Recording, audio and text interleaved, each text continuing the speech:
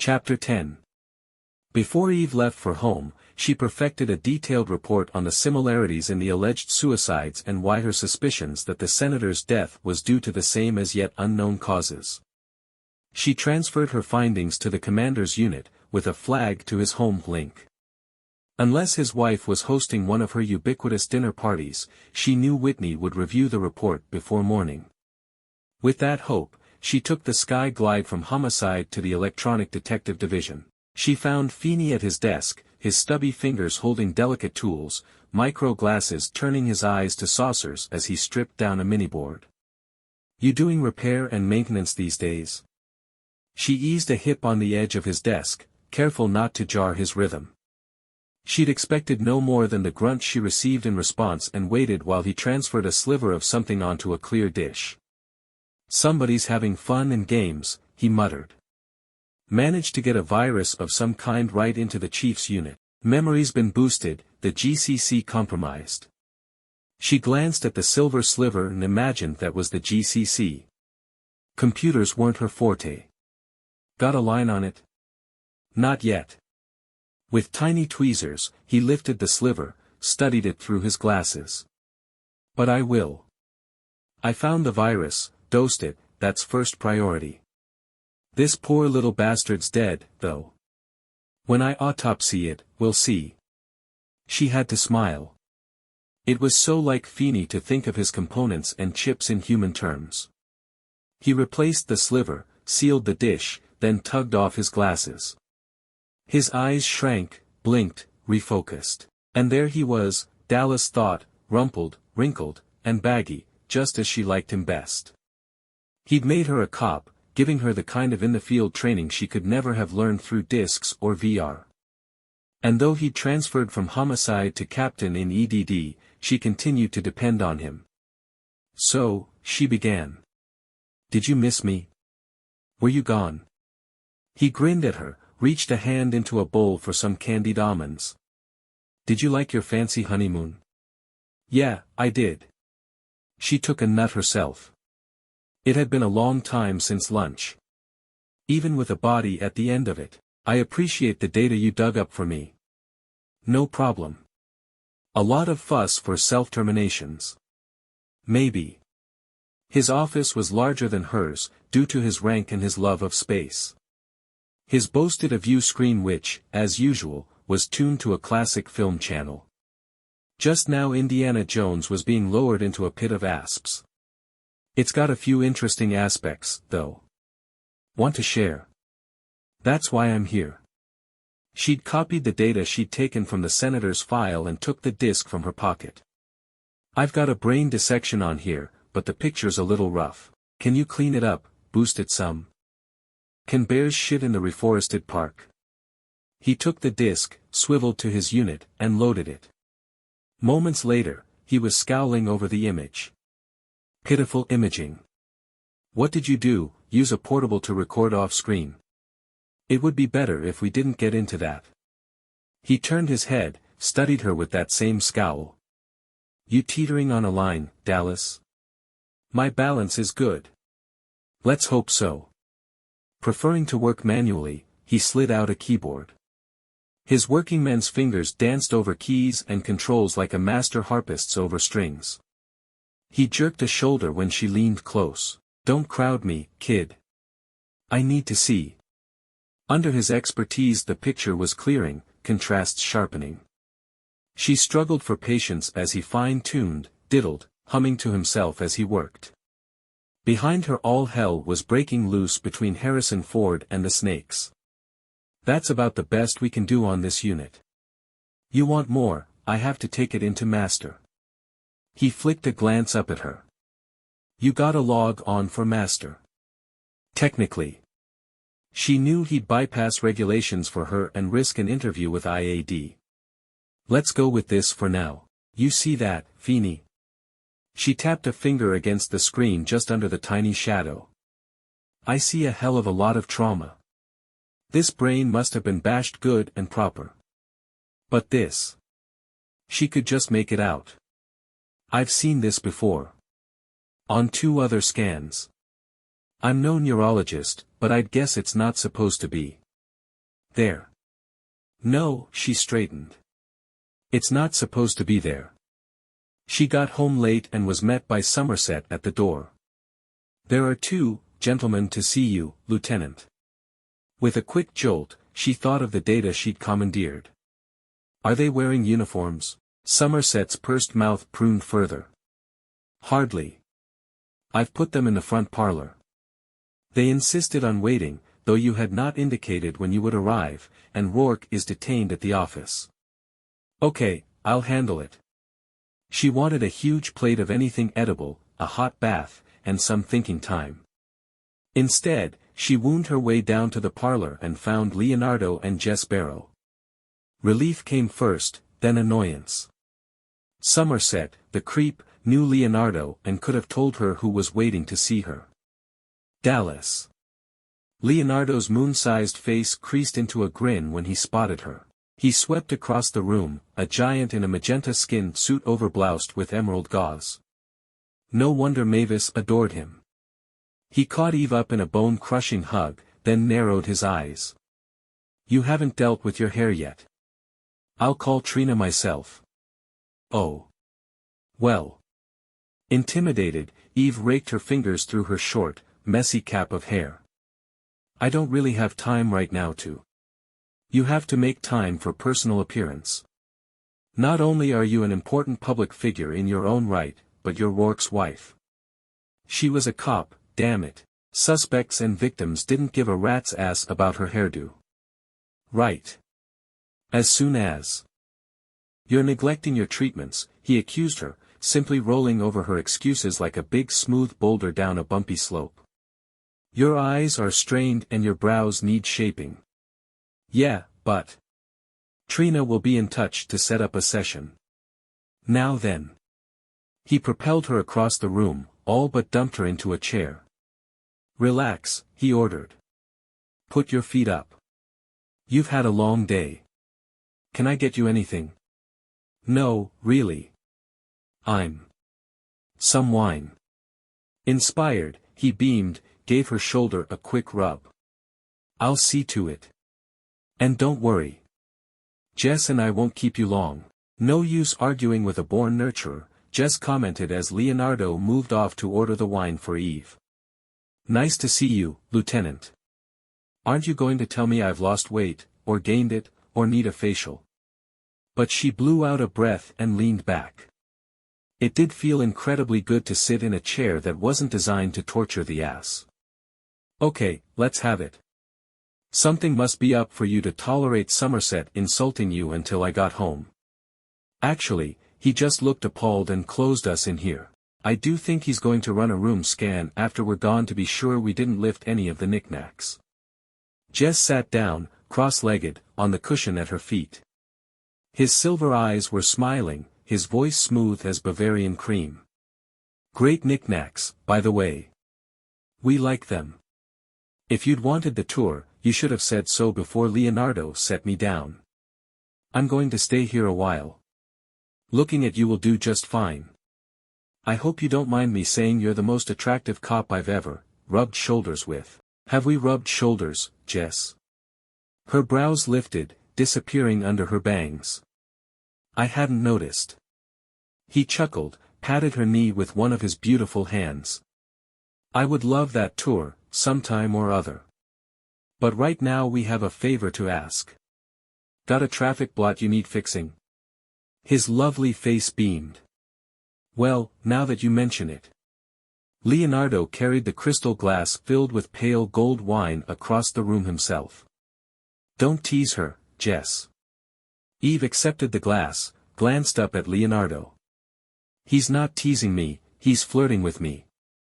He likes to live dangerously. Jess let out an appealingly musical laugh. Caught. Happily married women are the safest to flirt with. He spread his hands as she sipped, considered him. No harm, no foul. He picked up her hand, ran a fingertip along the intricate carving on her wedding ring. The last man who messed with me is doing life in lockup, Eve said casually. That's after I beat the crap out of him. Oops. Chuckling, Jess released her hand. Maybe I'd better let Leonardo ask for the favor. It's for Mavis, Leonardo said, and his eyes became warm and liquid as he spoke her name. Jess thinks the demo disc is ready. Music and entertainment is a tough field, you know.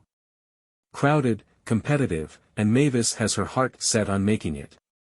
After what happened with Pandora, he shuddered delicately. Well, after what happened before, and Mavis being arrested, fired from the Blue Squirrel, going through all of that. It's been rough on her. I know. The guilt set in again, for her part in it. It's behind her now. Thanks to you. Though Eve shook her head, Leonardo insisted. You believed her, you worked for her, you saved her.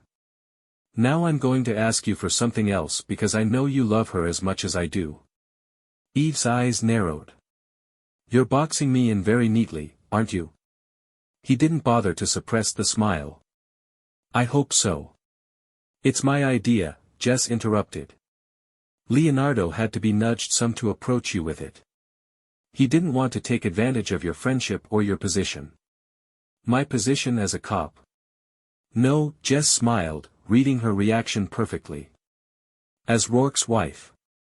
Oh, she didn't care for that, he thought, amused. This was a woman who wanted to stand firm, on her own. Your husband has a great deal of influence, Dallas. I know what Rourke has. It wasn't precisely true. She didn't have a clue as to the full extent of his holdings and operations. She didn't want to. What do you want from him? Just a party, Leonardo said quickly. A what? A party for Mavis. A splashy one, Jess put in, grinning. A busting one. An event. Leonardo shot Jess a warning look. A stage, so to speak, where Mavis can mingle with people, perform. I haven't mentioned the idea to her in case you objected, but we thought if Rourke could invite, there was obvious embarrassment now as she only stared at him. Well, he knows so many people. People who buy performance discs, go to clubs, look for entertainment. Not embarrassed in the least, Jess smiled winningly. Maybe we should get you some more wine. Instead, she set the barely touched glass aside. You want him to give a party. Wary of a trap, she scanned both faces. That's it? More or less. Hope sprang in Leonardo's chest. We'd like to run the demo during it, have Mavis give a live performance as well. I know it's an expense. I'm more than willing to pay. It won't be the money that concerns him. Eve considered, tapped her fingers on the arm of the chair. I'll talk to him about it and get back to you. I guess you want it soon. As soon as possible. I'll get back to you, she repeated, then rose. Thank you, Dallas. Leonardo bent in several places to kiss her cheek. We'll get out of your way. She's going to be a huge hit, Jess predicted. She just needs a liftoff. He took a disc out of his pocket. This is a copy of the demo, he told her. A specially doctored copy, he thought, just for the lieutenant. Give it a try. See what we've come up with. She smiled at it, thinking of Mavis. I will. Upstairs, alone, Eve programmed the auto chef and came up with a steaming plate of pasta and what was certainly fresh sauce from garden-grown tomatoes and herbs. It never ceased to amaze her what Rourke had access to. She wolfed it down while she ran a bath. As an afterthought, she tossed in some of the foaming salts he'd bought her in Paris. She thought they smelled like her honeymoon, rich and romantic. She sank into a tub the size of a small lake and sighed greedily. Blank the mind before thinking, she decided and popped open the control panel in the wall. She'd already loaded the demo in the bedroom unit and switched it to play on the recessed screen in the bathroom. She settled back into hot, frothy water, a second glass of vintage wine in her hand, and shook her head.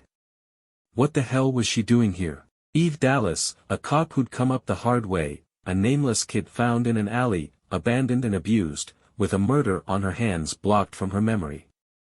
Even a year before, that memory had been patchy and her life had been one of work, survival, and more work. Standing for the dead was her business, and she was good at her job. That had been enough. She'd made it enough. Until Rourke. The glitter of the ring on her finger continued to puzzle her. He loved her. He wanted her. He, the competent, successful, and enigmatic Rourke, even needed her. That was the biggest puzzle of all, and maybe, since she couldn't seem to solve it, she would eventually learn to simply accept it. She brought the wine to her lips, sank a little lower into the water, and hit the remote. Instantly, color and sound exploded into the room. In defense, she lowered the volume before her eardrums burst. Then Mavis swirled across the screen, as exotic as a sprite, potent as straight whiskey. Her voice was a screech, but it was appealing, nonetheless, and it suited her as well as the music Jess had designed to showcase the vocals. It was hot, ruthless, and raw. Very much Mavis. But as Eve soaked it in, she realized that the sound and the show had more polish. Oh, there had always been flash and sparkle when it came to Mavis's work, but now there was a thin sheen of gloss she had lacked before. Production values, she supposed. Orchestration. And someone who has the eye to recognize a rough diamond and the talent and willingness to help buff it up. Eve's opinion of Jess took a step up. Maybe he'd looked like a cocky boy showing off on his complicated console, but he obviously knew how to make it work. More, he understood Mavis, Eve realized.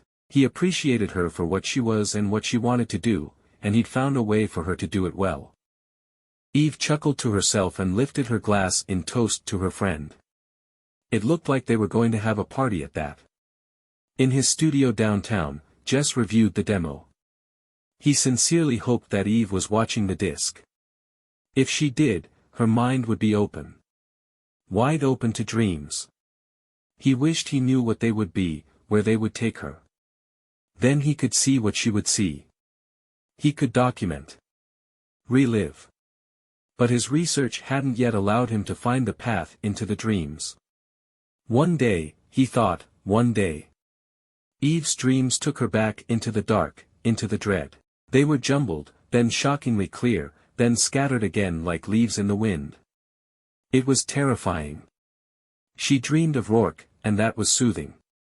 Watching an explosive sunset with him in Mexico, making reckless love in the dark, bubbling water of a lagoon.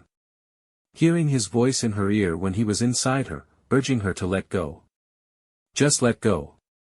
Then it was her father, holding her down, and she was a child, helpless, hurting, frightened. Please don't. The smell of him was there, candy over liquor. Too sweet, too strong. She was gagging on it and weeping, and his hand was over her mouth to stifle her screams when he raped her. Our personalities are programmed at conception. Rihanna's voice floated in, cool and sure. We are what we are made. Our choices are already set at birth. And she was a child, in a terrible room, a cold room that smelled of garbage and urine and death. And there was blood on her hands. Someone was holding her, pinning her arms, and she fought like a wild thing, like a terrified, desperate child would fight. Don't. Don't. Don't. SSH, Eve, it's a dream. Rourke gathered her closer, rocked, while the clammy sweat on her skin soaked into his shirt and broke his heart. You're safe. I killed you. You're dead. Stay dead. Wake up now. He pressed his lips to her temple, struggling to find the right way to soothe her. If he'd had the power, he would have gone back in time and cheerfully murdered what haunted her. Wake up, darling. It's Rourke. No one's going to hurt you. He's gone, he murmured when she stopped fighting him and began to shudder. He's never coming back. I'm all right. It humiliated her, always, to be caught in the grip of a nightmare. I'm okay now. I'm not. He continued to hold her, stroking until her tremors eased. It was a bad one. She kept her eyes shut, tried to concentrate on the scent of him, clean and male. Remind me not to go to bed after gorging on spiced spaghetti. She realized he was fully dressed and the bedroom lights were on low. You haven't been to bed. I just got in. He eased her back to study her face and brushed a drying tear from her cheek. You're still pale. It tore at him, and his voice was edgy. Why the hell won't you take a soother at least? I don't like them. As usual, the nightmare had left her with the dull throb of a headache. Knowing he would see it if he looked too closely, she shifted away. I haven't had one in a while. Weeks really. Calmer now, she rubbed her tired eyes. That one was all jumbled up. Strange. Maybe it was the wine. And maybe it's stress. You will work until you collapse. She angled her head, glanced at the watch on his wrist. And who's just coming in from the office at 2 a.m.? She smiled, wanting to erase the worry from his eyes. By any small planets lately? No, just a few minor satellites. He rose, stripped off his shirt, then lifted a brow when he caught the considering look she gave his bare chest. You're too tired. I don't have to be. You could do all the work. Laughing, he sat to take off his shoes. Thank you very much, but why don't we wait until you have the energy to participate? Christ, that's so married. But she slid down in the bed, exhausted. The headache was just on the edge of her brain, cannily waiting to strike. When he slipped into bed beside her, she rested her tender head on his shoulder. I'm glad you're home. So am I. He brushed his lips over her hair. You'll sleep now. Yeah. It soothed her to feel the rhythm of his heart under the palm of her hand. She only felt slightly ashamed of needing it there, needing him there. Do you think we're programmed at conception? What? I wonder. She was drifting into that twilight sleep already, and her voice was thick and slow. Is it just the luck of the draw, the gene pool, what slips in with egg and sperm? Is that it? What does that make us, Rourke, you and me? Survivors, he said, but he knew she was asleep.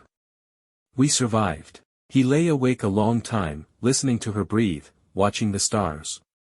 When he was certain she slept without scars, he let himself follow. She was awakened at 7 by a communiqué from Commander Whitney's office. She'd been expecting the summons. She had 2 hours to prep for the face-to-face report.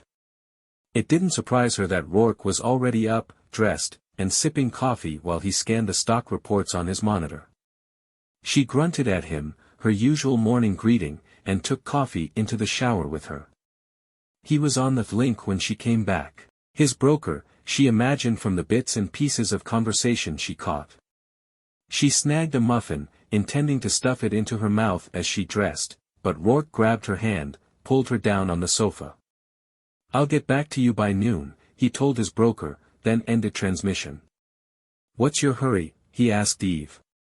I've got to meet Whitney in an hour and a half and convince him there's a link between 3 unrelated victims, talk him into letting me pursue the matter, and to accept data I accessed illegally. Then I'm due in court, again, to testify so that a lowlife pimp, who ran an unlicensed stable of minors and beat one of them to death with his hands, goes into a cage and stays there. He kissed her lightly. Just another day at the office. Have some strawberries. She had a weakness for them and plucked one out of the bowl. We don't have any, things scheduled for tonight, do we? No. What did you have in mind? I was thinking we could just hang. She moved her shoulders. Unless I'm in interview being kicked because of breaching government security. You should have let me do it for you. He grinned at her. A little time, and I could have accessed the data from here. She closed her eyes. Don't tell me that. I really don't want to know that. What do you say to watching some old videos, eating popcorn, and necking on the sofa? I say, thank you, God. It's a date then. He topped off their coffee. Maybe we'll even manage to have dinner together. This case, or these cases, are troubling you. I can't get a hook, a focal point. There's no why, there's no how. Other than Fitzhugh's spouse and his associate, no one's been even one step out of line. And they're both just idiots. She moved her shoulders. It's not homicide when it's self-termination, but it feels like homicide. She huffed out a disgusted breath. And if that's all I've got to convince Whitney, I'm going to be dragging my ass out of his office after he stomps it.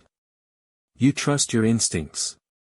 He strikes me as a man who's smart enough to trust them as well. We'll soon see. If they arrest you, darling, I'll wait for you. Ha ha. Somerset said you had visitors last night, Rourke added as she rose to go to the closet. Oh, shit, I forgot. Dumping the robe on the floor, she pawed naked through her clothes. It was a process Rourke never failed to enjoy. She found a shirt of plain blue cotton, shrugged it on. I had a couple of guys over for a quick orgy after work. Did you take pictures? She chuckled and found some jeans, remembered Court, and switched to tailored slacks. It was Leonardo and Jess. They're looking for a favor. From you. Rourke watched as Eve started to pull on the slacks, remembered underwear, and yanked open a drawer. Oh. Will it hurt? I don't think so. And actually, I'm kind of for it. They were thinking you could throw a party for Mavis here. Let her perform. The demo disc is done. I watched it myself last night and it's really good. It would give her a chance to, premiere it before they start hawking it. All right. We could probably do it in a week or two. I'll check my schedule. Half dressed, she turned to him. Just like that? Why not? It's not a problem. She pouted a little. I figured I'd have to persuade you. Anticipation lit wickedly in his eyes. Would you like to?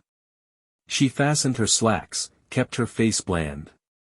Well, I really appreciate it. And since you're being so accommodating, I guess this is a good time to hit you with part 2. Idly, he poured more coffee, flicked a glance at the monitor as the off-planet agriculture reports began to scroll.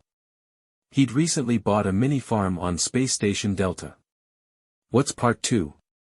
Well, Jess has worked out this one number. He ran it by me last night.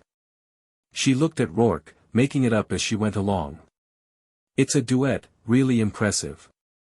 And we thought, if for the party, the live portion of the performance, you could do it with Mavis. He blinked, lost all interest in crops. Do what with Mavis? Perform it. Actually it was my idea, she continued, nearly losing it when he paled. You've got a nice voice. In the shower, anyway. The Irish comes out. I mentioned it, and Jess thought it was fabulous. He managed to shut his mouth, but it wasn't easy.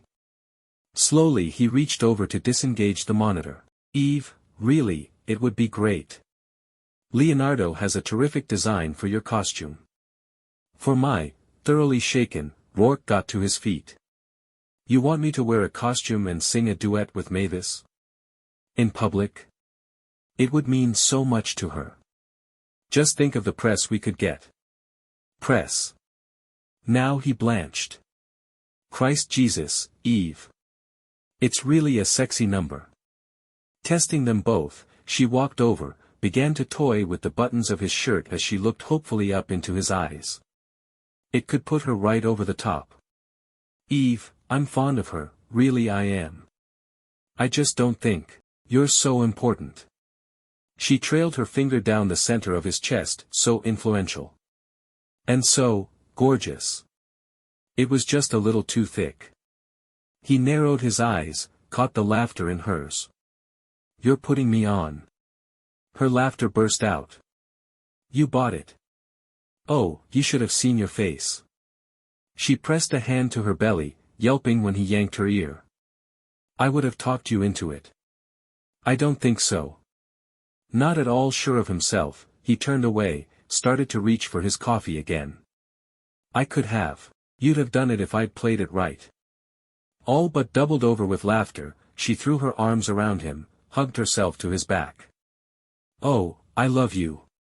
He went very still as emotion delivered a hard, bruising punch to his heart. Shaken, he turned, gripped her arms. What? The laughter died out of her face. He looked stunned, and his eyes were dark and fierce. What is it? You never say it. Swamped, he dragged her close and buried his face in her hair. You never say it, he repeated. She could do nothing but hold on, rocked by the emotions pulsing from him. Where had this come from? She wondered. Where had he hidden it? Yes, I do. Sure I do. Not like that. He hadn't known how much he'd needed to hear her say it, just like that. Not without prompting. Without thinking about it first. She opened her mouth to deny it, then closed it again. It was true, and it was foolish, cowardly. I'm sorry.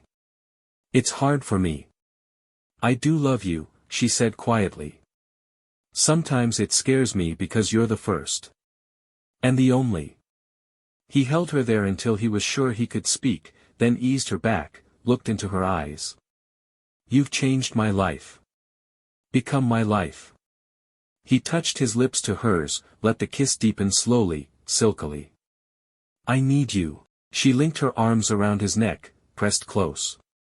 Show me. Now.